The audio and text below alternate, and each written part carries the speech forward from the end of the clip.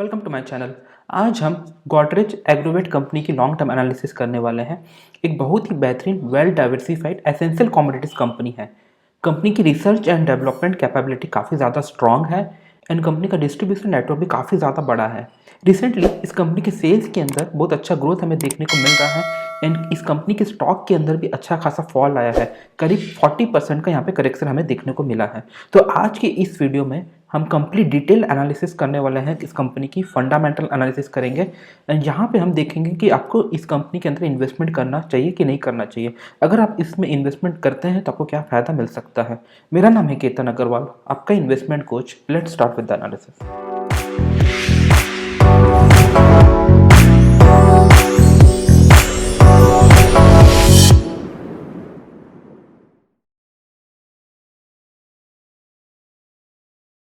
तो आगे बढ़ने से पहले मैं आपको ये बताना चाहूँगा कि हो सकता है ये प्रेजेंटेशन थोड़ा सा लंबा हो, क्योंकि ये कंप्लीट डिटेल फंडामेंटल एनालिसिस है। तो यहाँ पे इंफॉर्मेशन बहुत ज़्यादा है। मैं आपको अगर थोड़ी सी इंफॉर्मेशन दूंगा तो ना तो इस कंपनी के साथ जस्टिस होगा, ना तो आप अच्छे इन्वेस्टमेंट डिसीजन ले सकोगे।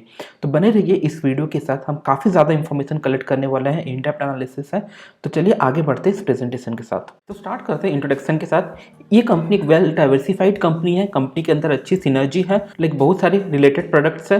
कंपनी की रिसर्च एंड डेवलपमेंट कैपेबिलिटी काफ़ी ज़्यादा स्ट्रॉन्ग है। ये कंपनी हेवीली इन्वेस्टमेंट करती है अपने रिसर्च एंड डेवलपमेंट के अंदर, ताकि ज़्यादा से ज़्यादा प्रोडक्शन निकाल सके, अच्छी प्रोडक्ट बना सके एंड कम्पिटेटिव एडवांटेज भी हो। एंड इस कंपनी की डिस्ट्रीब्यूशन नेटवर्क भी काफ़ी ज़्यादा अच्छी है।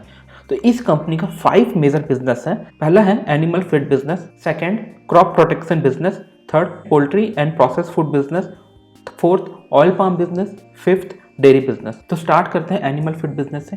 एनिमल फीड बिजनेस के अंदर बहुत ही अच्छा ग्रोथ हमें देखने को मिला है। प्रॉफिट के अंदर 24% का ग्रोथ आया है, मेनली 2 मेजर रीजन से। पहला स्ट्रॉन्ग R&D, दूसरा फेवरेबल रॉ मटेरियल प्राइसेस। दूसरा, कंपनी डिजिटल इनिशिएटिव ले रही है अपने प्रोडक्शन प्रोसेस में एंड सप्लाई चेन में। उससे क्या होगा, कंपनी का एक तो कॉस्ट कम होगा, एफिशिएंसी इंक्रीज होगा एंड ओवरऑल प्रॉफिटेबिलिटी बढ़ जाएगा। थर्ड, कंपनी का shrimps and fish feed business में अच्छा ग्रोथ हमें देखने को मिला है, जबकि इंडस्ट्री के अंदर फॉल आया है। तो यहाँ पे कंपनी ने मार्केट शेयर को गेन किया है। फोर्थ, कंपनी अपना प्रेजेंस बढ़ा रही है की ज्योग्राफी एरियाज में। फिफ्थ, कंपनी ने न्यू प्लांट सेटअप किया है फीड फिश बिजनेस के लिए उत्तर प्रदेश में, जो कि north India and east India को कवर करेगा। सिक्स्थ, कंपनी ने एक नया प्रोडक्ट लॉन्च किया है कैटल फीड में समृद्धि नाम से, जो कि काफ़ी ज़्यादा मार्केट शेयर गेन कर लिया है एक बहुत ही कम समय में। सेवन्थ, यहाँ पे कंपनी अपना प्रोडक्ट ऑफरिंग को बढ़ा रही है एंड अपना डिस्ट्रीब्यूशन सिस्टम को भी इम्प्रूव कर रही है, ताकि एग्जिस्टिंग जो गुड्स है वो ज़्यादा से ज़्यादा जगह पहुँच सकें। एंड कंपनी की एक जॉइंट वेंचर कंपनी है जिसको कि ACI गोदरेज एग्रोवेट बोलते हैं, जो कि एक बांग्लादेशी कंपनी ACI। वहाँ पे कंपनी का सेल्स एंड वॉल्यूम में अच्छा पिकअप हुआ है एंड प्रॉफिट के अंदर 43% का ग्रोथ हमें देखने को मिला है। अब आगे हम क्रॉप प्रोटेक्शन बिजनेस को कवर कर लेते हैं। कंपनी की एक सब्सिडरी है एस्टेक लाइफ साइंस लिमिटेड। वहाँ पे बहुत ही अच्छा परफॉर्मेंस देखने को मिला है हमें। प्रॉफिट के अंदर 45% का ग्रोथ आया है एक साल में। कंपनी का जो फोकस है अपने डिस्ट्रीब्यूशन रीच को बढ़ाने में ज़्यादा है इस वक्त, एंड कंपनी अपने डिस्ट्रीब्यूशन रीच को एक्सपेंड कर रही है ताकि इंडिया के कोने कोने में पहुंच सके। कंपनी अपनी जो प्रोडक्ट पोर्टफोलियो है उसको एक्सपेंड करने लग रही है। वहाँ पे in house new product development कर रही है या तो लाइसेंस एग्रीमेंट के थ्रू नया प्रोडक्ट लेके आ रही है। एंड रिसेंटली कंपनी ने हर्बिसाइड का एक न्यू प्लांट स्टार्ट किया है, जिसकी वजह से कंपनी का प्रोडक्ट डाइवर्सिफिकेशन बढ़ जाएगा एंड स्ट्रॉन्ग R&D कैपेबिलिटी की वजह से कंपनी न्यू प्रोजेक्ट्स भी अब ले पाएगी। अब पाम ऑयल बिजनेस की बात कर लेते हैं। आपको तो पता होगा कि पाम ऑयल का प्रोडक्शन इंडिया में कम है और इंडिया इंपोर्ट बहुत ज़्यादा करता है इसको। एंड इंडिया में ऑयल का डिमांड बहुत ज़्यादा है, बहुत बड़ा कंट्री है एंड यहाँ पे ऑयल वैसे ही ज़्यादा कंज्यूम होता है compare to other countries.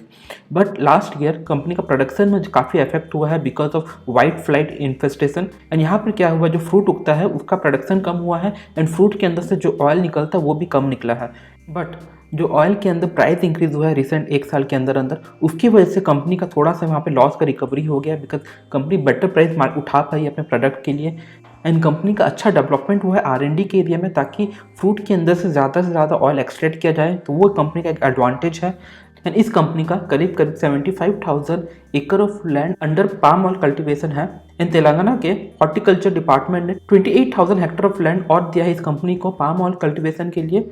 And government of India का प्लान है ऑयल इंपोर्ट को पूरा कम करना, जीरो करना और डोमेस्टिक प्रोडक्शन को बढ़ाना।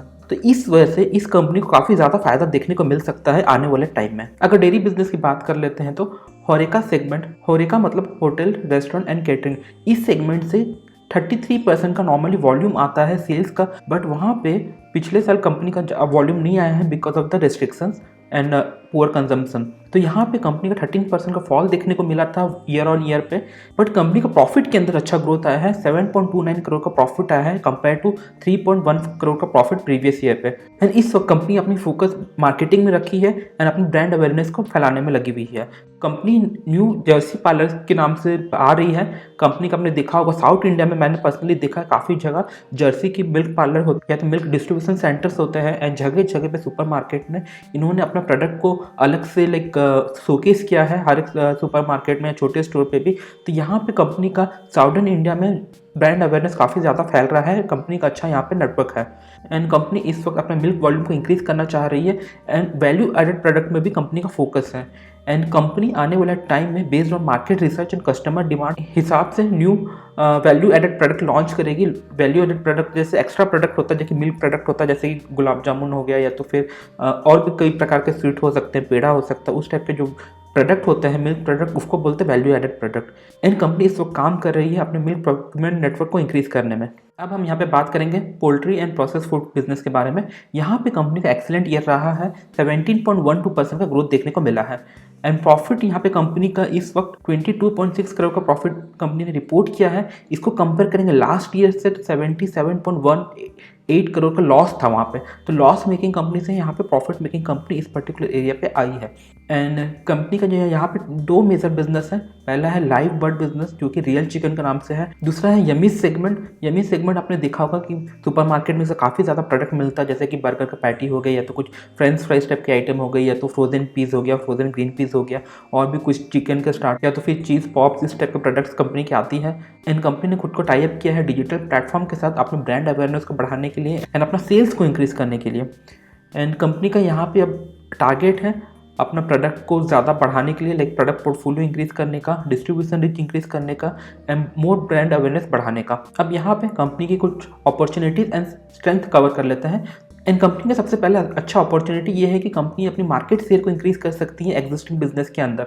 तो यहाँ पे गोदरेज एग्रोवेट जिस सेगमेंट में काम कर रही है वहाँ पे काफ़ी ज़्यादा इनऑर्गेनाइज्ड प्लेयर है एंड गोदरेज एक वहाँ पे ऑर्गेनाइज्ड प्लेयर है, तो उस वजह से इस कंपनी को काफ़ी फ़ायदा होगा। दूसरा, कंपनी का डिस्ट्रीब्यूशन नेटवर्क काफ़ी अच्छा है तो उसका फ़ायदा तो ऑब्वियसली मिलेगा। थर्ड, यहाँ पे क्या हुआ कि जो छोटे बिजनेस थे लॉकडाउन की वजह से, पुअर कैश फ्लो की वजह से उनका वहाँ पे बिजनेस काफ़ी ज़्यादा ख़राब हो चुका है या तो बंद हो चुका है एंड उसका पूरा फ़ायदा इस कंपनी को ज़रूर मिलेगा। सेकंड, यहाँ पे कंपनी का जो प्रेजेंस है वो ऑल इंडिया में प्रेजेंस है। दूसरा, कंपनी का डिस्ट्रीब्यूशन पूरे इंडिया में है, तो कंपनी के लिए बहुत इजी होगा न्यू प्रोडक्ट को डेवलप करना, बनाना है एंड उसको पूरे इंडिया में पहुंचाना। तो लॉन्ग रन में इस कंपनी को उसके वजह से काफ़ी फायदा होगा। थर्ड, यहाँ पे है कि कंपनी का बिजनेस डाइवर्सिफाइड बिजनेस है बट कंपनी के अंदर अच्छी सिनर्जी भी है। अगर सपोज कंपनी पोल्ट्री बिजनेस में है तो कंपनी का जो फूड है वहाँ जो चिकन के लिए जो फूड होता है वो कंपनी खुद ही प्रोड्यूस करती है। एंड इसकी आगे की भी बात अगर करेंगे तो कंपनी जो अपने यमी सेगमेंट में जो चिकन का इस्तेमाल करती है वो भी अपने ही यहाँ से यूज़ कर सकती है। तो आप देखिए कंपनी का बिजनेस में डाइवर्सिफाइड है बट एक दूसरे से रिलेटेड भी है, तो यहाँ पे अच्छी सिनर्जी है। कंपनी को बाहर जाने की जरूरत नहीं है। एंड अगर और एक एग्जांपल लेंगे तो कंपनी अगर पाम ऑयल का कल्टीवेशन करती है तो कंपनी के पास क्रॉप प्रोटेक्शन का बिजनेस भी है, तो यहाँ पे कंपनी का अननेसेसरी एक्सपेंडिचर खत्म हो जाएगा क्योंकि कंपनी खुद रॉ मटेरियल अपना खुद का इस्तेमाल कर सकती है। दूसरा, कंपनी का R&D काफ़ी ज़्यादा स्ट्रॉन्ग है, तो यहाँ पे एक फ़ायदा ये है कि कंपनी अपना जो प्रोडक्शन के अंदर अच्छा ऑप्टिमाइजेशन लेके आ सकती है क्योंकि कंपनी का R&D अच्छा है एंड कंपनी अपने रॉ मटेरियल का कॉस्ट कम कर सकती है या तो फिर अपना जो फिनिश गुड का जो वैल्यू है, सपोज जो चिकन होता है तो उसको कैसे कंपनी कम खर्चा करके ज़्यादा वैल्यू निकाल सके। तो R&D की वजह से कंपनी वहाँ पर जरूर फ़ायदा उठा सकती है। एंड कंपनी का यहाँ पे ये भी फोकस है कि इनऑर्गेनिकली बिजनेस को कैसे ग्रो किया जा सकता है। तो कंपनी ऑर्गेनिकली तो ग्रो कर रही है, अपने प्रोडक्ट लाइन को इंक्रीज कर रही है, बिजनेस को डाइवर्सिफाई कर रही है, बट कंपनी इनऑर्गेनिक ग्रोथ के लिए भी ओपन है। वहाँ पे भी कंपनी किसी कंपनी के साथ पार्टनरशिप करती है या तो किसी कंपनी को एक्वायर भी करती है। यहाँ पे थोड़ी सी थ्रेट एंड रिस्क की बात कर लेते हैं तो अनफेवरेबल वेदर कंडीशन लोकल या तो ग्लोबल, उसके वजह से वहाँ इस कंपनी को अफेक्ट हो सकता है प्रोडक्शन में या तो ओवरऑल ऑपरेशंस में। एंड कंपनी की जो रॉ मटेरियल सप्लाई है वहाँ पे अगर प्राइस ज़्यादा चेंज होता है तो ये कंपनी के लिए एक प्रॉब्लमेटिक सिचुएशन हो सकता है, या तो कंपनी का सपोज रॉ मटेरियल अवेलेबल नहीं है मार्केट में तो वो भी एक बड़ा प्रॉब्लम है। थर्ड, यहाँ पे improper handling of raw material या तो फिर प्रोसेस फूड या तो फिनिश गुड, तो क्योंकि यहाँ पे क्या है कि सब पेरिसेबल आइटम है, अगर थोड़ा सा भी यहाँ पे कुछ कंटामिनेशन होता है किसी भी प्रोडक्ट के अंदर तो वहाँ पे डिफिकल्ट वाला सिचुएशन खड़ा हो सकता है। तो यहाँ पे कंपनी के लिए एक रिस्की वाला सिचुएशन है यह। नेक्स्ट हम यहाँ पे कंपनी के सेगमेंट रेवेन्यू मिक्स देख लेते हैं। एनिमल फीड बिजनेस से कंपनी का 49% रेवेन्यू आता है, पाम ऑयल से 16, क्रॉप प्रोटेक्शन 12, डेयरी से 12, पोल्ट्री एंड प्रोसेस फूड से 8.8, अदर्स से 0.5। तो यहाँ पे गौर करने वाली बात यह है कि एनिमल फीड से सबसे ज़्यादा रेवेन्यू आ रहा है। तो यहाँ पे इस कंपनी का एक डिसएडवांटेज मान सकते हैं, कंपनी को अपना बिजनेस डाइवर्सिफिकेशन और बढ़ाना होगा ताकि एक बिजनेस के ऊपर ज़्यादा डिपेंडेंसी ना हो। तो यहाँ पे आप देखोगे हिस्टोरिकली तो कंपनी का डाइवर्सिफिकेशन तो बढ़ ही रहा है, बट और यहाँ पे इंक्रीज करना होगा डाइवर्सिफिकेशन को। यहाँ पे अब हम इंडिविजुअल सेगमेंट की वॉल्यूम, रेवेन्यू, प्रॉफिट, मार्जिन हम देखेंगे कि बिजनेस कैसे चल रही है हर एक सेगमेंट में। तो एनिमल फीड बिजनेस की बात कर लेते हैं। यहाँ पे सबसे पहले वहाँ पे 22% का वॉल्यूम के अंदर ग्रोथ देखने को मिला है, रेवेन्यू के अंदर 41% का ग्रोथ देखने को मिला है, प्रॉफिट के अंदर 35% का ग्रोथ, एंड यहाँ पे मार्जिन देखेंगे तो 4.7% का मार्जिन है जो कि कम है। यहाँ पे और थोड़ा सा बढ़ जाए तो अच्छा रहेगा। क्रॉप प्रोटेक्शन बिजनेस की बात कर ले तो यहाँ पे बिजनेस के अंदर फॉल आया है। तो बेसिकली हुआ क्या है कि Q3 के टाइम में इंडिया में काफ़ी ज़्यादा बारिश हुआ था एंड उसकी वजह से ज़्यादा फार्मिंग नहीं हो पाया एंड वहाँ पे फिर क्रॉप प्रोटेक्शन बिजनेस का ज़्यादा रिक्वायरमेंट आया नहीं।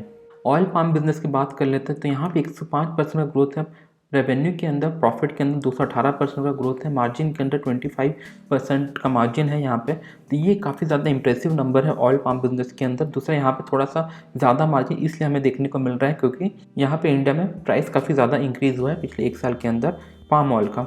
अब हम एस्टेक लाइफ साइंस को कवर कर लेते हैं। ये भी क्रॉप प्रोटेक्शन बिजनेस में जो कि ज़्यादा एक्सपोर्ट करती है, 25 कंट्रीज़ में इस कंपनी का एक्सपोर्ट है। एंड यहाँ पे रेवेन्यू की बात करते हैं तो 49% का ग्रोथ है, प्रॉफिट के अंदर, इबिटा के अंदर 137% का ग्रोथ है, मार्जिन यहाँ पे 25.9% है जो कि काफ़ी ज़्यादा इंप्रेसिव है।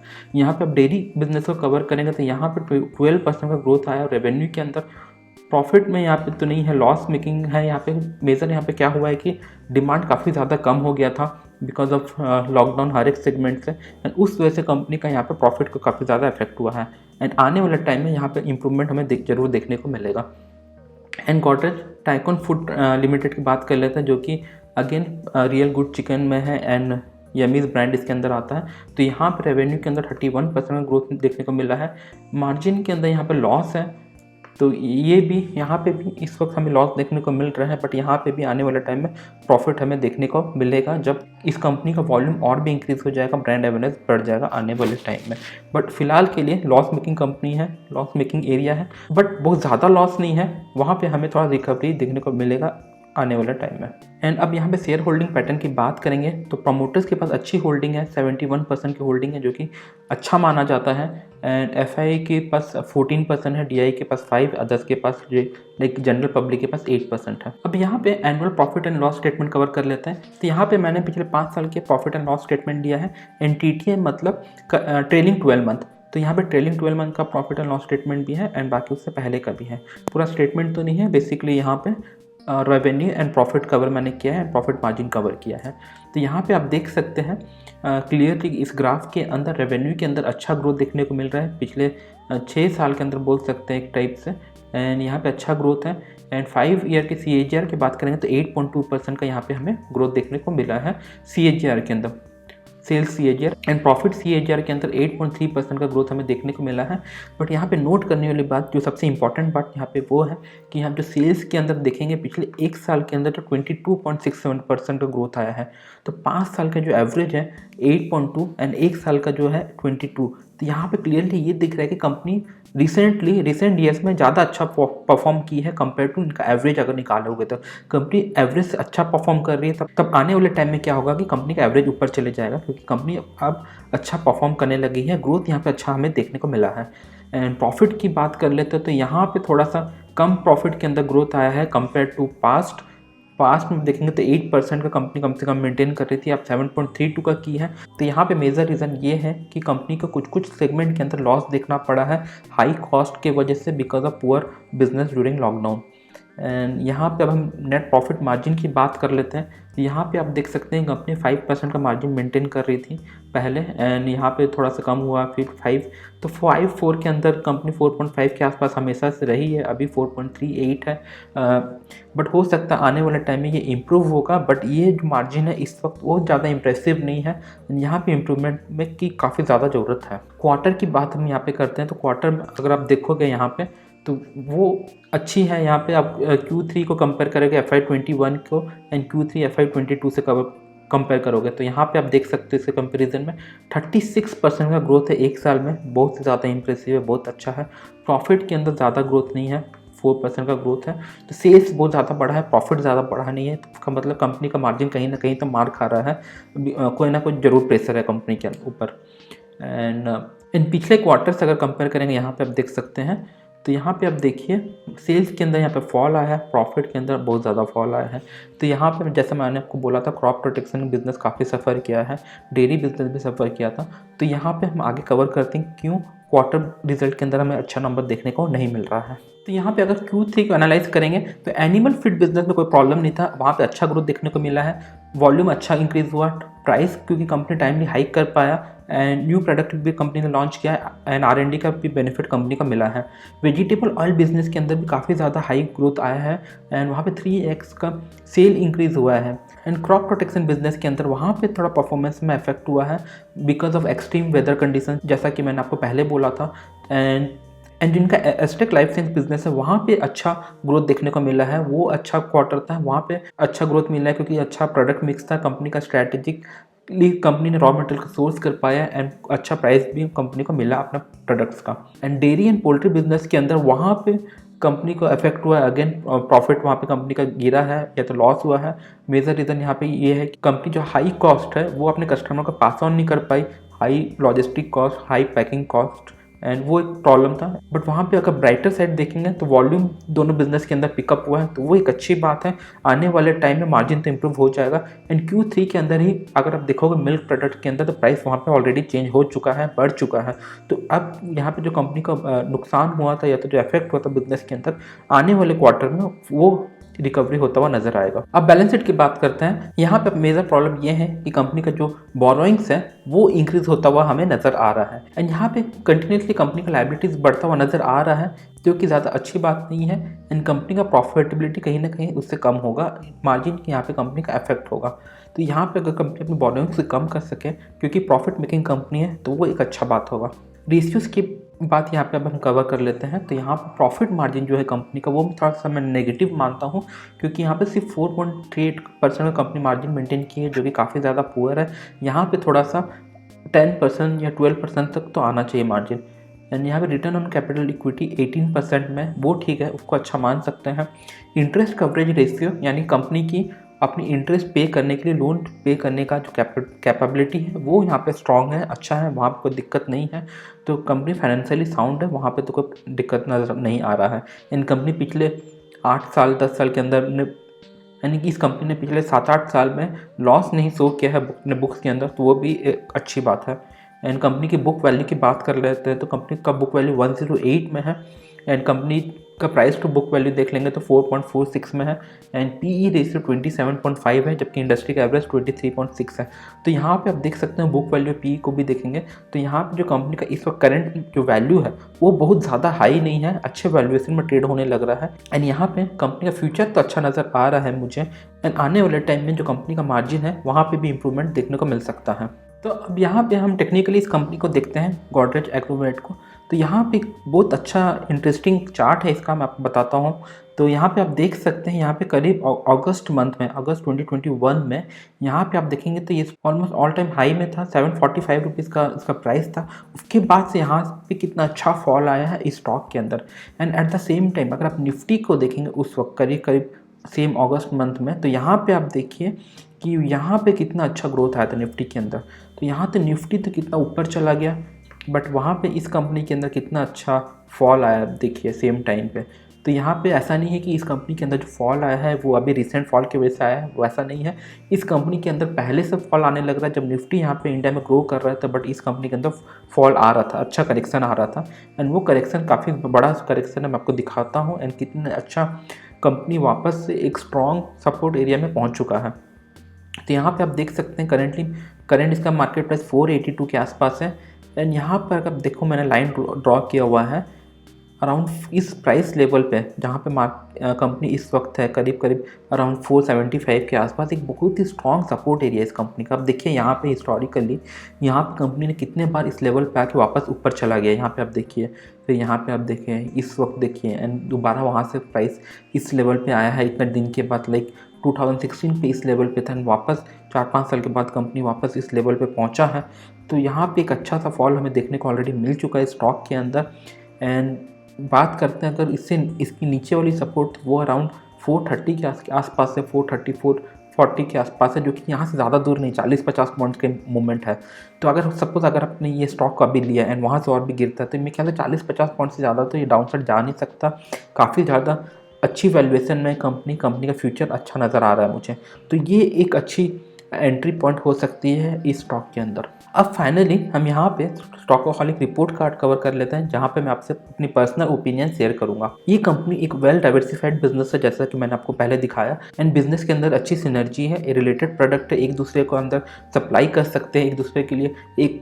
अगर एक बिजनेस के लिए वो फिनिश प्रोडक्ट है, एक सेगमेंट के लिए फिनिश प्रोडक्ट है, तो हो सकता है दूसरे के लिए वो रॉ मटेरियल है। तो इसको बिजनेस सिनर्जी बोलते हैं। इंटीग्रेशन अच्छी है एंड कंपनी की स्ट्रॉन्ग R&D कैपेबिलिटी, वो एक कंपनी का एडवांटेज देगा, कॉस्ट कम करेगा, एफिशिएंसी बढ़ाएगा। कंपनी का डिस्ट्रीब्यूशन काफ़ी ज़्यादा अच्छा है, वाइड डिस्ट्रीब्यूशन है, ऑल इंडिया में कंपनी की अच्छी प्रेजेंस है। मैनेजमेंट का अच्छा है, बिजनेस एक्सपीरियंस है, ऐसा नहीं कि नया मैनेजमेंट है या तो उनका वेल डाइवर्सिफाइड बिजनेस नहीं है, या तो बिजनेस में नए एंटर किए हैं, काफ़ी पुरानी कंपनी है गॉडरेज, आपको पता होगा। तो यहाँ पे एक वो एडवांटेज है। एंड ये कंपनी एक ऑर्गेनाइज एसेंशियल कॉमोडिटी प्रोडक्ट है, तो यहाँ पे जो एसेंशियल कॉमोडिटीज़ है उसका डिमांड तो हमेशा रहेगा, वहाँ पे कोई प्रॉब्लम नहीं आएगा। कंपनी अपने आप को डिजिटली भी इम्प्रूव कर रही है, कंपनी का R&D भी अच्छा है, तो आने वाले टाइम में कंपनी अपने बिजनेस के अंदर एफिशिएंसी तो बढ़ा ही लेगी। ये कंपनी अपनी ऑप्टिमाइजेशन को, जैसे मैंने आपको पहले बोला, उसको बढ़ाने में लगी हुई है, क्योंकि कंपनी लेटेस्ट टेक्नोलॉजी का इस्तेमाल कर रही है, R&D का इस्तेमाल कर रही है। तो वहाँ ऐसा नहीं कि कंपनी एक प्रोडक्ट उठाया और बेच दिया, वहाँ पे कंपनी उसके ऊपर काम भी कर रही है, कैसे हम अपने चैनल को और इम्प्रूव करें, डिजिटलाइजेशन से कैसे हम अपने सप्लाई चेन को बढ़ा लें, प्रोडक्शन को इंक्रीज़ कर लें, या तो ज़्यादा से ज़्यादा डेटा मिले ताकि वो उस डेटा का यूजफुल प्रोडक्ट बना सकें। एंड इस वक्त इंडिया के अंदर फेवरेबल बिजनेस कंडीशन है एंड गवर्नमेंट का भी काफ़ी ज़्यादा सपोर्ट है इन सारे प्रोडक्ट्स के लिए। तो जैसे कि आपको पता होगा, इंडिया डिजिटली काफ़ी आगे है, हर एक के पास ऐप है, आजकल सब लोग ऑनलाइन ऑर्डर करते हैं एंड कंपनी का ऑनलाइन में अच्छा प्रेजेंस है एंड वहाँ पे कंपनी और भी अपना फोकस बढ़ा रही है। तो यहाँ पे एक चैनल, जो सेल का चैनल है, वो ऑलरेडी क्रिएट किया जा चुका है। वहाँ पे ऑलरेडी एक प्रोडक्ट है, यानी ऑलरेडी एक प्लेटफॉर्म है जहाँ पे कंपनी अपना प्रोडक्ट को सेल कर सकती है। तो वो एक अच्छा एडवांटेज है कंपनी के लिए। इन गवर्नमेंट की जो पॉलिसीज़ है, जो गवर्नमेंट जैसे कि पाम ऑयल बिजनेस, वहाँ पे गवर्नमेंट इंपोर्ट को ख़त्म करना चाहती है, तो वो सब जो पॉलिसीज़ है वो काफ़ी ज़्यादा सपोर्टिव है इस कंपनी के लिए। उस वजह से इस कंपनी को काफ़ी फ़ायदा होगा आने वाले टाइम में। इन कंपनी का जो वॉल्यूम है वहाँ पे अच्छा इंक्रीज़ होता हुआ नज़र आ रहा है सब जगह। हमने देखा पहले डेयरी बिजनेस में भी अच्छा इंप्रूवमेंट आ रहा है, एनिमल फीड बिजनेस में भी अच्छा इंप्रूवमेंट आ रहा है, क्रॉप प्रोटेक्शन बिजनेस में वॉल्यूम में ग्रोथ आ रहा है, हर एक जगह वॉल्यूम डिमांड तो बढ़ रहा है, वहाँ पे कोई भी डाउट नहीं है। इन कंपनी का जो ब्रांड रिकग्निशन है वो भी इंप्रूव होता हुआ नज़र आ रहा है और आने वाले टाइम में और वो बढ़ता हुआ नज़र आएगा। यहाँ पे एक मेजर प्रॉब्लम ये है कि कंपनी का जो डेट है वो बढ़ रहा है, तो वो थोड़ी सी कम हो जाए तो उसकी वजह से क्या होगा, कंपनी का फाइनेंशियल कॉस्ट कम होगा एंड कंपनी का प्रॉफिट बढ़ेगा। एंड यहाँ पे एक पॉइंट और है कि कंपनी का जो सेल्स है वो तो इम्प्रूव हो रहा है, बट कंपनी मार्जिन मेंटेन नहीं कर पा रही, तो यहाँ पे मार्जिन के अंदर फोकस करना बहुत ज़रूरी है। अगर ये इम्प्रूव हो जाए तो एक अच्छी बात होगी। And company but currently margin कम है, तो उसकी वजह से जो कंपनी का जो वैल्यू कम होना चाहिए था वो ऑलरेडी हो चुका है, वहाँ पे ऑलरेडी गिरावट आ चुका है। जैसा कि हमने अभी टेक्निकली देखा था, वहाँ पे कितना ज़्यादा फॉल आया है ऑलरेडी इस स्टॉक के अंदर, बिकॉज कंपनी ने अच्छा मार्जिन मेंटेन नहीं किया था। तो वहाँ पे ऑलरेडी कंपनी के अंदर फॉल आ चुका है एंड कंपनी वापस मुझे लगता है कि आगे बढ़ने के लिए तैयार है, क्योंकि सिचुएशन बेटर होता हुआ नज़र आ रहा है आने वाले फ्यूचर में। तो यहाँ पे इन्वेस्टमेंट करने का अच्छा इन्वेस्टमेंट डिसीजन हो सकता है, क्योंकि काफ़ी ज़्यादा स्टॉक ऑलरेडी गिरा हुआ है। यहाँ पे ज़्यादा डाउनफॉल के लिए तो मुझे जगह नज़र आ नहीं रहा है पर्सनली। तो आज हमने यहाँ पे देखा कंपनी की detail fundamental analysis. Although company का मार्जिन कम है, बट कंपनी का वॉल्यूम इंक्रीज़ हो रहा है, कंपनी का रेवेन्यू इंक्रीज़ हो रहा है एंड कंपनी का जो प्रोडक्ट का डिमांड है वो और भी बढ़ने वाला आने वाले टाइम में। एंड कंपनी का पाम ऑयल बिजनेस के अंदर अच्छा ग्रोथ नज़र आ रहा है एंड गवर्नमेंट का फोकस भी है इंपोर्ट को कट करना, तो वहाँ पे इस कंपनी को अच्छा फायदा मिल सकता है। एंड इंडिया में डिजिटल चैनल अच्छा ग्रोथ कर रहा है, उसकी वजह से कंपनी का ऑनलाइन सेल्स भी इंप्रूव होने वाला है। एंड कंपनी जो डेयरी बिजनेस में वहाँ पे अच्छा फोकस कर रही है, साउथ इंडिया में हो सकता है धीरे धीरे कंपनी नॉर्थ इंडिया या other part of the country भी पहुँचे। एंड कंपनी का प्रोडक्ट मैंने पर्सनली यूज़ किया, काफ़ी ज़्यादा अच्छा क्वालिटी का प्रोडक्ट है एंड कंपनी का जो ब्रांड इमेज है वो भी इम्प्रूव होता हुआ नज़र आ रहा है। एंड हमने यहाँ पे देखा कि इस कंपनी के अंदर कितना अच्छा ऑलरेडी फॉल आ चुका है एंड क्यों ये एक अच्छा एंट्री पॉइंट हो सकता है इस स्टॉक के अंदर इस वक्त। तो आशा करता हूँ मेरी यह वीडियो आपको काफ़ी ज़्यादा इन्फॉर्मेटिव लगी होगी एंड आपको अच्छी इन्वेस्टमेंट डिसीजन लेने में ज़रूर मदद करेगी। अगर आप इस चैनल पर नए हो तो प्लीज़ मेरे चैनल को जरूर सब्सक्राइब करो एंड बेल आइकन को दबाना बिल्कुल मत भूलना। एंड प्लीज़ मेरे इस वीडियो को लाइक करो एंड अपने दोस्तों के साथ जरूर शेयर करो। चलिए चलता हूँ, बाय, टेक केयर, एंजॉय, फिर मिलेंगे।